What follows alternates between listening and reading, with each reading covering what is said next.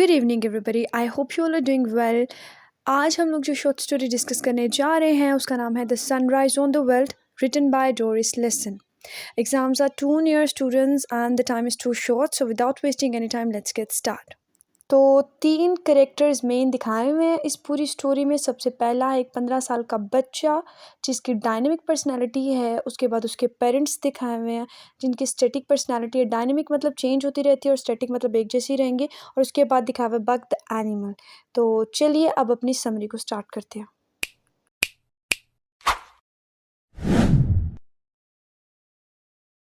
तो स्टोरी की समरी की सेटिंग जो है, स्टोरी की सेटिंग जो है वो एक वेल्ड नामी जगह है जो कि हमारे टाइटल में भी मेंशन है। वेल्ड एक साउथ अफ्रीका की एक अनकल्टिवेटेड लैंड का नाम है, ठीक है।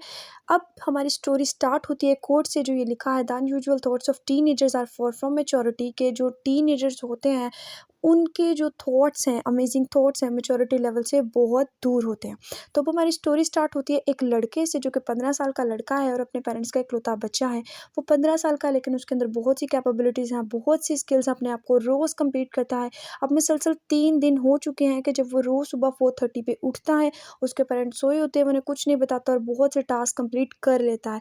ना तो वो अपनी बॉडी को थकने देता है, ना वो अपने ब्रेन को ये महसूस होने देता है कि वो थक चुका है या उसको रेस्ट की ज़रूरत है। वो कहता है विंटर्स के दिन है और वो कहता है कि मैं ज़्यादा सो नहीं सकता बल्कि मुझे बहुत से काम करने हैं। और वो खुद ही कहता है कि मैं सब कुछ कर सकता हूँ। एक जगह वो ये मेंशन करता है, even my brain, even that I can control every part of my self. ठीक है, तो ये सारी वो चीज़ें बताते हैं राइटर्स यहाँ पे। उस बच्चे की एबिलिटी शो कर रहा है, उसकी स्ट्रेंथ, उसकी जो स्ट्रॉन्ग विलिंग पावर है खुद को कम्पीट करने की, वो बता रहा है। अब आज भी कुछ ऐसा ही हुआ है। आज के दिन ये तीसरा दिन है और आज के दिन वो फिर 4:30 पे उठा है। कुछ वो रिपीट वर्ड्स करता है, 4:30 4:30 4:30। वो खुद को जो है मैनिपुलेट करता है, उस चीज़ के लिए रेडी करता है कि हाँ मुझे 4:30 उठना है। और आज भी वो 4:30 उठ के अपने पेरेंट्स को बिना बताए, जब उसके पेरेंट्स सो रहे हैं, जब पूरी दुनिया सो रही है, तो वो उठता है, अपने डॉग को साथ लेता है और एक अनकल्टिवेटेड लैंड की तरफ चला जाता है। घर से जब वो 100 यार्ड दूर चला गया है, शिकार करने गया है, वो अपनी गन साथ लेकर गया है। तो जब जंगल में जाते हैं तो वो बहुत खुश है और सॉन्ग्स गा रहे हैं जॉय के, और वो कह रहे हैं कि मैं सब कुछ कर सकता हूँ। लेकिन यहाँ पर एक मिसहैप हो जाता है। मिसहैप ये होता है कि उसकी इस जॉय के मूवमेंट में किसी के रोने की आवाज़ आ रही है, किसी के दर्द में कहराने की आवाज़ आ रही है। और वो कौन था? वो एक बग था, एक जानवर था जो बहुत ज़्यादा ज़ख्मी था किसी वजह से, और उसको बहुत सी आंट्स जो थी वो खा रही थी, उसके ऊपर थी, और वो उसकी मदद नहीं कर सकता था। बहरहाल हमारा जो नौजवान बॉय है, जो टीनेजर लड़का है, वो वहाँ पर जाता है, उसको ढूँढता है और देखता है कि एक बहुत बग जो है वो बहुत ही बुरी हालत में है और वो किसी भी तरीके से उसकी मदद नहीं कर सकता। और वो यहाँ पर आकर उसकी ज़िंदगी में पहली दफ़ा उसको एहसास होता है कि वो बहुत ज़्यादा हेल्पलेस है, कि वो एक जानवर की जो है वो मदद नहीं कर सकता। पहले वो कहता है कि मुझे लगता है कि मैं इसको शूट कर दूँ जिसकी वज़ह से ये जो है सैल्वेशन इसको मिल जाएगी और सफ़रिंग इसकी ख़त्म हो जाएगी। बट अनफॉर्चुनेटली उसकी गोली चलाने से पहले ही वो बग जो है वो मर जाती है। और यहाँ पर आके जो हमारा टीनेजर बॉय है वो इतना सैड हो जाता है, इतना सैड हो जाता है, तो उसको पहली दफ़ा जो एक बिटर रियलिटी है लाइफ की, उसको फेस करना पड़ता है। और वो कहता है कि there is nothing in the world that I can do. दुनिया में ऐसी कोई चीज़ नहीं है जो मैं कर सकता हूँ, मैं कुछ नहीं कर सकता। आज मैं एक छोटे से जानवर की जान नहीं बचा सकता, तो मैं क्या कर सकता हूँ? वो चुपचाप सैड एक शायद अपने मैच्योरिटी के लेवल, ये उसका फर्स्ट स्टेप था, ये जब उसने बिटर रियलिटी को देखा था, उसका जो ओवर कॉन्फिडेंस था आज वो शायद लूज़ हो गया था। और वो बिना चुप किए जो है वो अपने डॉग को लेता है और घर वापस आ जाता है। और यहीं पे हमारी जो स्टोरी है वो ख़त्म हो जाती है। एक्चुअली में स्टोरी में जो बक है वो सिंबलाइज कर रहा है लाइफ को और डेथ को। बक उस बच्चे को ये दिखाता है कि जितनी मर्जी आपकी जैसी भी लाइफ हो, एटलीस्ट या इन द लास्ट आपको लाजमी मौत का मज़ा चखना ही चखना है, ठीक है। You have to be dead. अगर इससे भी ज़्यादा सिंपल वर्ड्स में कहूँ तो ये है कि ये स्टोरी में एक बच्चे को अवेकन कराया गया है, अवेयर कराया गया है दुनिया की रियलिटी से, ज़िंदगी की रियलिटी से, that you have to know about the life and their realities, because life is not just about the joy, life is not just about the bed of roses, okay.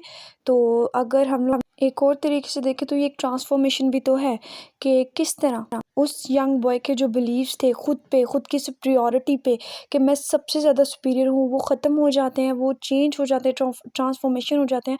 किसकी वजह से? दुनिया की reality की वजह से, इस वर्ल्ड की रियलिटी की वजह से, और वो रियलिटी भी ट्रू है। तो अब बारी है इनके थीम्स की। तो सबसे पहला थीम इसमें हेल्पलेस का और डिसल्यूनमेंट का आ जाता है, दूसरा थीम इसके पास डेथ का आ जाता है, तीसरा थीम इसमें रोल ऑफ नेचर का आ जाता है।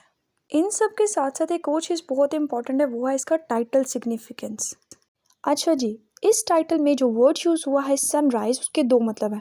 एक तो सुबह का सूरज निकलना और दूसरा उस बॉय की सिंपल लाइफ सनराइज की तरह ही तो थी। और जिस तरह वो सनराइज, फॉर एग्जांपल अगर मैं आप लोगों को बताऊं, यहाँ पे वैसे तो मैंने पूरा मेंशन कर दिया, आप यहाँ से देख सकते हैं, लेकिन अगर मैं आपको सिंपल वर्ड्स में बताऊं, ये कॉम्प्लेक्स सारे वर्ड्स को तोड़ मरोड़ के आपको इसका पूरा मतलब समझाऊं, तो उसका मतलब ये होगा कि आप ये समझ लें कि जो वर्ल्ड है वो अनकल्टिवेटेड है, और वर्ल्ड को सिंबलाइज किया है वर्ल्ड के साथ, और सनराइज को सिंबलाइज किया गया है बॉय के साथ।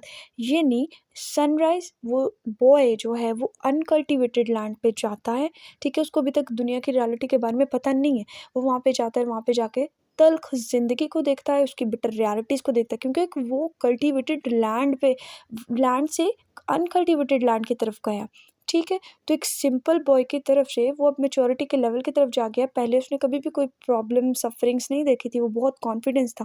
लेकिन अब जब वो अनकल्टिवेटेड लैंड पे गया, तो उसने इस वर्ल्ड का एक दूसरा फेस देखा है, एक दूसरा जो है वो कह सकते हैं चेहरा देखा है, जो कि बहुत ही ज़्यादा हॉरिबल था, टेरिफिक था उसके लिए, जिसने उसकी पूरी ज़िंदगी को चेंज करके रख दिया, जिसमें डेथ भी थी, पेन भी थी, सफरिंग भी थी। और अब कहीं जाके इस यंग बॉय की सेल्फ अवेकन हुई है इस दुनिया के बारे में। तो this is all about the title, themes and the summary and about the characters. So to sum up that story, ये एक ऐसे यूथफुल पैशन यंग बॉय की थी जो सिर्फ फ्रीडम चाहता था और अपनी फेट को, सराउंडिंग को जो था वो कंट्रोल करना चाहता था। लेकिन उसको नहीं पता था कि उसके साथ ऐसा टेरिबल एक्सपीरियंस होगा लाइफ में, और उसको पता चलेगा तब वो रियलाइज़ करेगा कि एक्चुअली में डेथ और पेन जो है वो लाइफ ऑफ पार्ट हैं, और ह्यूमन बींग्स जो हैं इसके सामने हेल्पलेस हैं, वो अपनी किस्मत के आगे हेल्पलेस हैं, वो इस चीज़ से फाइट नहीं कर सकते, इस चीज़ को इनकार नहीं कर सकते, और कोई भी बाहर वाला इंसान आके उनको इस चीज़ से छुड़ा नहीं सकता। So that is all about today. So कोई कन्फ्यूजन हुई तो आप कमेंट सेक्शन में पूछ लीजिएगा। Stay tuned for more such videos. तब तक के लिए अपना ख्याल रखिएगा। खुदा हाफिज़।